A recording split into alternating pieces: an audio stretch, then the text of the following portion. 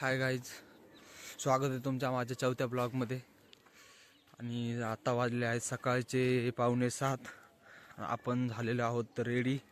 म्हणजेच की आता इकडे गावाकडे थंडी पण खूप आहे, खतरनाक थंडी वाजते. हे बघा, हे आपला ऊस आहे घराच्या पाठीमागे. हे बघा, ठीक आहे. तुम्हाला आता मित्रांनो सकाळचे वाजलेले आहेत 8 आणि आपल्याला आता घरच्यांनी पाठवून दिले रानामध्ये. काय पण कर कशासाठी मला पण नाही समजलं. झोपेतून उठवलं आणि घरी रानामध्ये पाठवून दिलं इकडं. बघूया, जाऊ द्या, काय पण असू, मी तुमच्यासोबत शेअर करतोय बस, अजून काय नको मला. ब्लॉग नंबर 3, त्याला काही जास्त व्ह्यूज नाही आले. 120 जवळजवळ 127 व्ह्यूज आले त्याला सगळे. पण आता मला माहीत नाही लोकांना आवडतंय नाही आवडतंय, पण मी माझं काम करतोय 365 दिवस लगातार करतच राहणार. त्यामधून काय रिझल्ट निघणार नाही माहिती मला. ठीक आहे, ओके.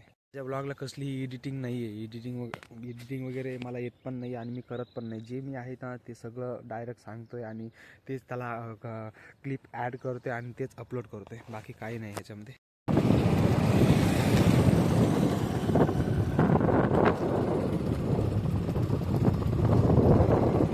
आपण पोहोचलो आहोत परतूरला आणि आता आपण जाणार आहे माझ्या सासरवाडीमध्ये.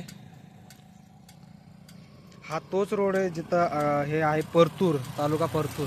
हा तोच रोड आहे जिथं माझा परवाच्या दिवशी ॲक्सिडेंट झालेला. माझ्या हाताला जब्बर मार आहे आणि खूप आमच्या पुढे ना डुक्कर गेलेला.